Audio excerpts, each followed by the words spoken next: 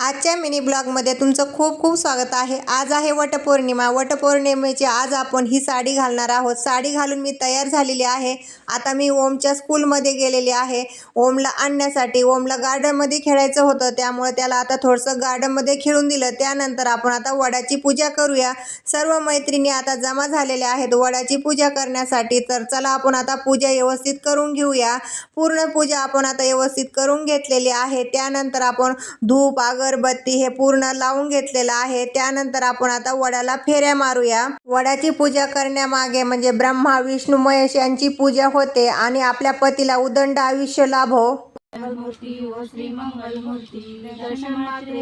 वडाची पूजा करून झाल्याच्या नंतर एकमेकीला हळदी कुंकू लावून सर्वांची ओटी भरून घेतलेली आहे। म्हटलं आपण आता थोडासा एन्जॉय करूया। येथे आपण फुगडी खेळलेला आहोत आणि लॉंग व्हिडिओ जर पाहायचा असेल तर रुक्मिणी पाखरे या चॅनलवर जाऊन तुम्ही लॉंग व्हिडिओ पाहू शकता।